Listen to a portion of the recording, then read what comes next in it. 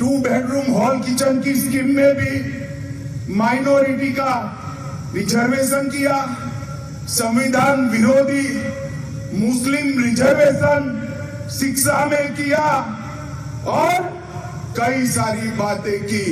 मैं यहां कहकर जाता हूं, भारतीय जनता पार्टी की सरकार बनेगी तो एक गैर संवैधानिक मुस्लिम रिजर्वेशन को हम समाप्त कर देंगे। ये अधिकार तेलंगाना के एससी, एसटी और ओबीसी का है, वो अधिकार उनको मिलेगा और मुस्लिम रिजर्वेशन को हम समाप्त कर देंगे। जब बीजेपी की नेशनल एग्जीक्यूटिव कमेटी की मीटिंग हैदराबाद में हुई थी तो आप तमाम मीडिया के जिम्मेदारों ने एक न्यूज़ को कैरी किया था कि भारत के वज़ीर आज़म ने बीजेपी के लोगों से कहा कि पसमानदा मुसलमानों की बात करो। अब बीजेपी की और प्रधानमंत्री की वो बात बिल्कुल झूठ पर बनी थी, वो सच्चाई नहीं थी उसमें, इसलिए कि तेलंगाना में जो रिजर्वेशन मिल रहा है BCE कैटेगरी में, वो मुसलमानों में जो कास्ट हैं उन कास्ट को मिल रहा है। और PS कृष्णन की रिपोर्ट बनाई गई, उसको उस वक्त के आंध्र प्रदेश के OBC कमीशन ने अपनी रिपोर्ट बनाई, उसको एक्सेप्ट किया और उसके बाद ये 4% रिजर्वेशन मिल रहा है जिसको सुप्रीम कोर्ट के स्टे पे चल रहा है। तो ये झूठ है अमित शाह का बोलना, जो भारत के होम मिनिस्टर हैं। हम उनसे उम्मीद ये कर रहे थे कि सच्चाई को बयान करेंगे। उनको ये सच्चाई बयान करना था कि OBC कमीशन की रिपोर्ट में कास्ट अमंग द मुस्लिम्स को ये मिला है और उसमें बोल दिया गया कि ये कास्ट अगर होंगे तो उनको 4% रिजर्वेशन नहीं मिलेगा। आखिर बीजेपी पसमानदा मुसलमानों की दुश्मन क्यों है? आखिर क्यों बीजेपी, अमित शाह और प्रधानमंत्री जो मुसलमानों में पसमानदा मुसलमान जो डॉक्टर, इंजीनियर, स्कूल के टीचर्स बन रहे हैं, नर्सेज बन रहे हैं, स्टेट पब्लिक सर्विस कमीशन में तेलंगाना में जा रहे हैं, उनसे इतनी नफरत क्यों है? बीजेपी इनके डेवलपमेंट के ख़िलाफ़ क्यों है? इनके एम्पावरमेंट के ख़िलाफ़ क्यों है बीजेपी? और कब तक बीजेपी नेगेटिविटी और नफ़रत को फैलाएगी?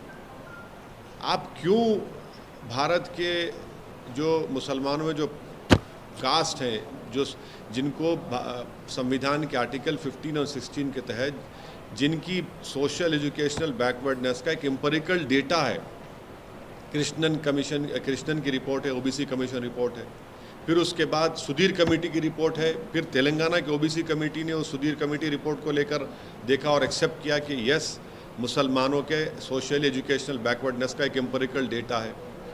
आप क्यों उसके ख़िलाफ़ हैं? क्यों आप मुसलमानों को तरक्की करना से देखना नहीं चाहते? भाई, अगर एक मुसलमान में जो बैकवर्ड क्लासेस हैं या कास्ट हैं, अगर उनके बच्चे डॉक्टर, इंजीनियर बन रहे हैं, स्टेट पब्लिक कमीशन में DYSP पुलिस ऑफिसर बन रहे हैं, RDO बन रहे हैं, तहसीलदार बन रहे हैं, टीचर बन रहे हैं, नर्सेज बन रहे हैं, कांस्टेबल में रिक्रूटमेंट हो रहा है, तो आपको इतनी तकलीफ़ क्यों हो रही है? आप क्यों मुसलमानों को मार्जिनलाइज करना चाहते? क्यों मुसलमानों को एलिनेट करना चाहते? और भारत के होम मिनिस्टर से और भारत के प्रधानमंत्री से हम पूछना चाह रहे हैं कि तेलंगाना की असेंबली में एक रेजोल्यूशन पास हुआ था जिसमें यह कहा गया था कि तेलंगाना के शेड्यूल्ड ट्राइब का रिजर्वेशन 6% से 9% कर दिया जाए।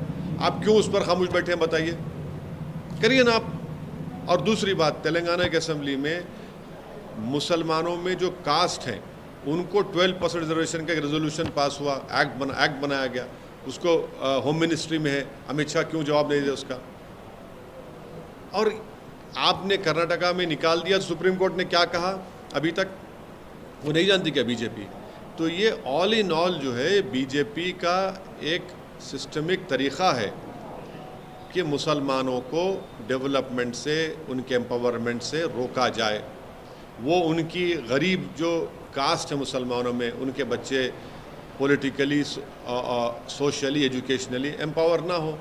इसीलिए तो बीजेपी के पास ना तो कोई मुस्लिम MP है, ना बीजेपी के पास ना कोई मुस्लिम मिनिस्टर है। ये उनकी खुली खुली नफरत की निशानी है और ये पॉलिटिक्स ऑफ डिसअपियरेंस बीजेपी कर रही है मुसलमानों के लिए। कर्नाटका की आप मिसाल दे रहे हैं, कर्नाटका में वो जो इंटरिम रिपोर्ट के ऊपर आप कास्ट को निकाल सकते हैं क्या? रिजर्वेशन नहीं निकाल सकते, कंप्लीटली अनकॉन्स्टिट्यूशनल, इलीगल है। अच्छा, वो इंटरिम रिपोर्ट पब्लिक डोमेन में भी नहीं है, आप दीजिए पब्लिक डोमेन रिपोर्ट लिखे कर्नाटका की। तेलंगाना में तो ये है, फैक्चुअल पोजीशन ये है, जो भारत के होम मिनिस्टर सच्चाई को नहीं बयान किए। तेलंगाना में रिलीजन के ऊपर नंबर 1 रिजर्वेशन नहीं मिल रहा है। मुसलमानों में जो बैकवर्ड कास्ट हैं उनको मिल रहा है, जिसमें बता दिया गया कि ये कास्ट को रिजर्वेशन मिलेगा, इनको नहीं मिलेगा। तीसरा, किस बुनियाद पर मिल रहा है? कृष्णन साहब ने, लेट कृष्णन साहब जो सोशियोलॉजी के एक माहिर हैं, जो मंडल की रिपोर्ट में बनाने में उनका रिपोर्ट था, उन्होंने रिपोर्ट बनाई और उस वक्त के आंध्र प्रदेश के ओबीसी कमीशन ने अपनी रिपोर्ट बनाई, उस पर 4% मिला, फिर सुप्रीम कोर्ट ने उस पर स्टे दिया। तो बीजेपी का ये जो बाजा बज रहा है कि रिलीजन के नाम पे मिल रहा है, वो नहीं मिल रहा है। मुसलमानों में जो कास्ट है उनके सोशल एजुकेशनल बैकवर्डनेस का एक एम्पिरिकल डेटा की रिपोर्ट है, नंबर 1। नंबर 2, तेलंगाना बनने के बाद तेलंगाना की गवर्नमेंट ने सुधीर कमेटी बनाया।